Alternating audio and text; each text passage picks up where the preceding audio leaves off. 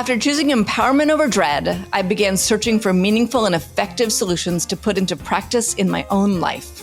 Progressive Hedonist is a podcast to share the ways we can take on climate change through food and joy. On days when this seems completely impossible, this podcast is a reminder that each of us can make an impact. I'm Dana Cowan. Join me in conversations with thought leaders like Alice Waters, Andrew Zimmern, Dr. Ayanna Elizabeth Johnson, and more. We can learn together what is possible. You can listen anywhere podcasts can be found and join the conversation on Instagram at progressive_hedonist.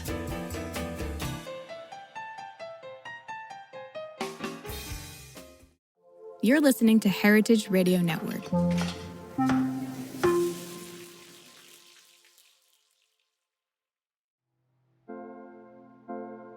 Food is something that has always given us the potential for connections with other people.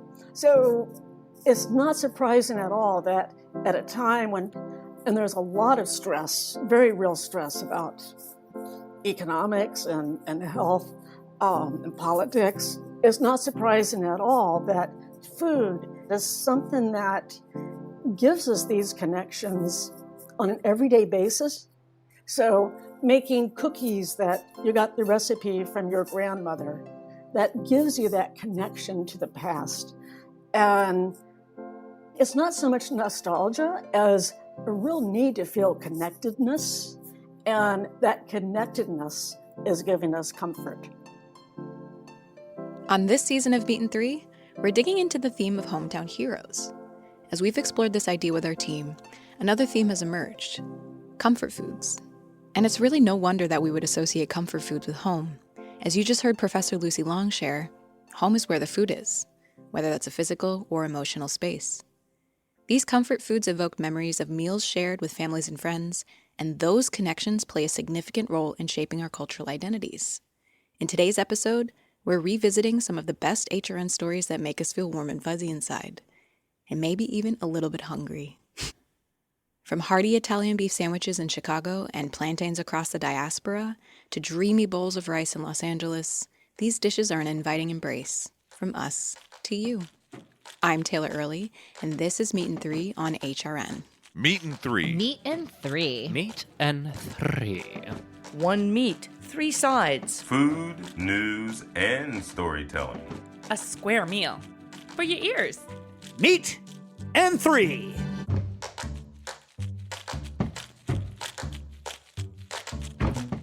For our first story, Kiki Canuto brings rice to the front burner and reminds us how even the tiniest of foods have a big story to tell. Rice is a small grain that has a home in many different places. For me, it brings me back to my childhood home in New England. It was a part of every meal, the North Star in every one of my daydreams. Recently, I reflected back on rice as a comfort food from HRN's Feast Meets West. I explored how Layla Chen of New York City's Maya Congee Cafe connects to rice through the world of congee.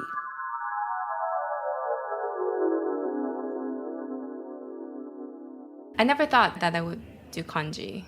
It's very comfort food for me. Yeah. It gives me nostalgia. Like, I needed to do something different after having a child. And that was when it kind of pushed me to find, what I really love rather than just what the ideal is, what your career is supposed to be. Layla's affinity for congee reminds me of how much rice, and food for that matter, led me to pursue a culinary career. The simple fact that I enjoyed connecting with others over a steaming bowl of the tiny grain gave me the reassurance that I was on the right path. But for Layla, her food journey with congee was a bit different. I just didn't know if other people would love it, honestly. And it makes perfect sense now, but to do congee as my main base at a small shop where I am in Bed-Stuy, Brooklyn, where, Asian is probably 5%. It was a big move for me. I don't know if I was filling a gap, but I was definitely just chasing a dream. At Maya Congee Cafe, one of their traditional congee preparations celebrates one of my favorite ways to eat rice, with an egg on top. Whether it's paired with a runny egg or in the form of congee, Rice has a comforting lesson for us all. You kind of want to be close to it and keep an eye on it. I think love creates good food, and that's really the bottom line. You have to be present to what you're making. Comfort foods have a way of connecting us deeper to ourselves and to one another. So I hope the next time you take those bites from your favorites, you take a moment to remember what it means to you. Now that's food for thought. Comfort foods aren't always the dishes we grew up eating. Sometimes they're the dishes our loved ones introduce us to. Ash Tyler has made Chicago her home over the last decade with her husband. And for our next story, Ash digs into the Taste of the Past archive to tell us the history of one Midwest delicacy that's got her heart, the Italian beef sandwich. I love the food of my city. I love tavern-style pizza, hot dogs without that terrible red condiment, and of course, the wet, sloppy goodness of an Italian beef. But did you know that this heavenly, marinated sliced beef, piled on a French roll, dipped in gravy, and topped with giardiniera started as a celebratory food? Food historian Anthony Bacchini tells us more. This is something that isn't generally known. Now, people do occasionally talk about the peanut weddings as an early anecdotal attestation of Italian beef. This extends Italian beef history back to the 30s. My introduction to Italian beef came a few years ago when my now husband took me on a motorcycle ride to Mr. Beef as one of our early dates. It was messy but delicious, and every time I eat one, I think about that date. It's crazy to think this iconic sandwich started at these small, working-class Italian weddings around Taylor Street almost 100 years ago.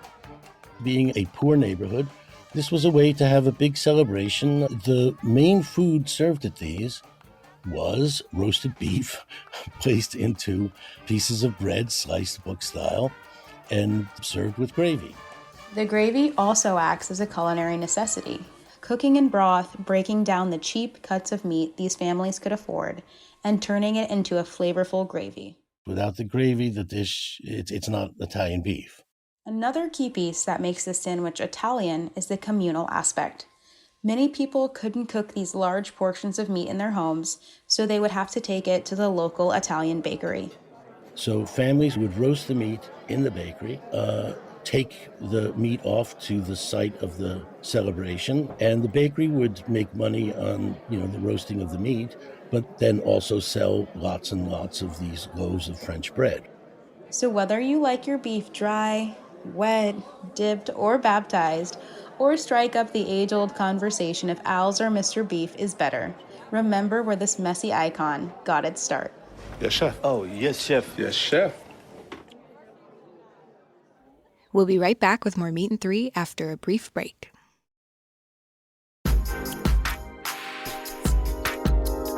Whether you're a chef or just love going to restaurants, you know the best ingredients are everything, especially when it comes to beef. In Northern Australia, there's a different approach to raising high-quality beef.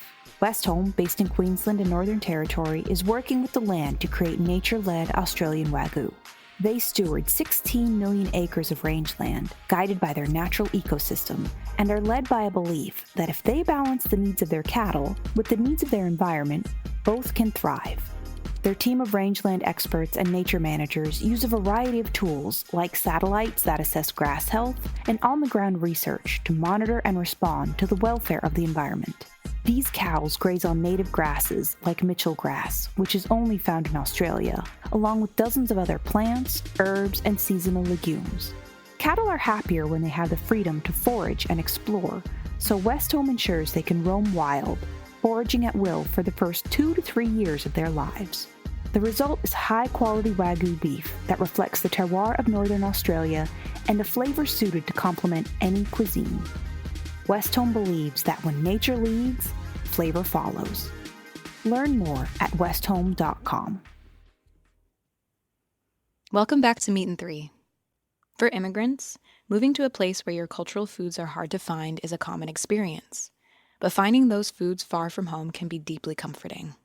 Zariel Grullon is a first-generation Dominican-American dietitian who recently moved from the Bronx to Laredo, Texas. Our next story is a love letter to their favorite food that connects them to their home, their heritage, and their body.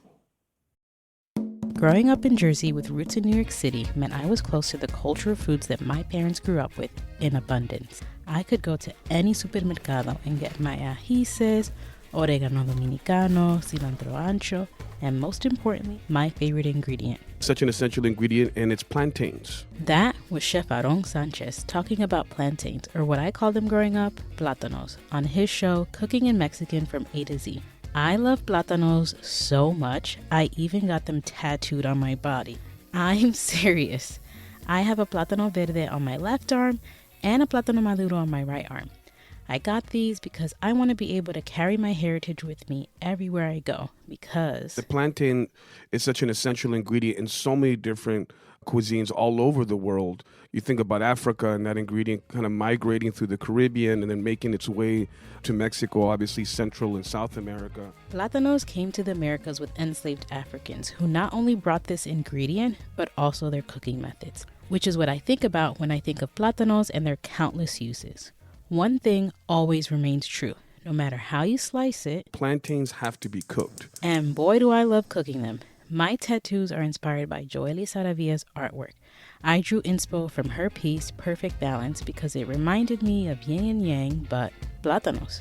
Growing up, I loved getting a balance of savory and sweet dishes. Eating green plátanos in pasteles, mangú, and crispy tostones, and in sweet dishes like my mommy's pastelón, but never like this. Sweet plantains, cook them, then I would put them in a tortilla press to flatten them out. Then I would put a smoked black bean puree, queso Oaxaca, and then I would fold those back up and then fry them and then serve them just with crema. Beautiful contrast of the cheese and crema, sweetness and smokiness. Really. Who knew plátanos can be enjoyed that way? Not me. Because of its versatility, plátanos can be used in dishes like the one we heard and through all its stages, really making it the people's ingredient. It is something that almost every community, all walks of life, socioeconomic backgrounds, people can afford plantains. So even though I'm far from home and I can't find plátanos like I'm used to, I'll still reach for them when I can. And in the meantime, I can rest assured that wherever I go, my heritage has my back and my arms. So what makes a place home? Such a simple question, right? Not necessarily. For our final story, Maya Okindo grapples with the meaning of home and her connection with comfort food. We all need to feel a sense of connection to our past, or to our place or to other people. A very common way to feel a sense of connection to the old home is to eat the food from that place. That was Lucy Long, talking about the function of comfort food in our daily lives. Hearing this conversation made me think, where is home? What may seem like a simple question to some is very difficult for me to answer. I could say Maryland, where I was born and raised, or Kenya, where my family immigrated from, or even Montreal, where I lived for the past decade. Part of what food does for us is it also shows us the disconnects. And there are times when we see that actually there's discomfort around food. I could not have anticipated how this season's theme of hometown heroes would open a Pandora's box. Confused and a little lost on what to say, I turned to what I know best: food. The phrase comfort food does seem to be an American one, but the idea that food can heal you physically, but also spiritually and emotionally, that is very similar to our concept of comfort food. For me, comfort food is ugali and sukuma wiki, a classic Kenyan dish of stiff corn porridge served with collard greens sauteed in onions, garlic, and tomatoes. While I grew up hating this dish, after my first trip to Kenya in 2018, it was the only thing I craved for weeks. Ugali and sukuma wiki was the first meal I had with my cousin when I landed in Nairobi. It was the only meal I could eat when I got malaria visiting my mom's home in Busia. Ugali and sukuma wiki was the last meal I had with my grandmother in Kisii before she joined our ancestors in May 2023. What I realized is that for me, home is not a place. It's a feeling. It's the people, food, and cultures I connect with in this life. Currently, I'm back in Maryland. But this time, I'm not in the same rush to figure out where I will lay down my roots. I know that no matter where I go, home is always waiting for me in a plate of ugali and sukuma wiki.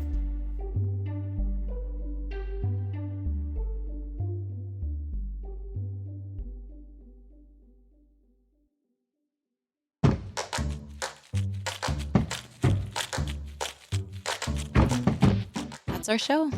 Thanks for listening. Learn more about the guests and topics we touched on this week by checking out our show notes.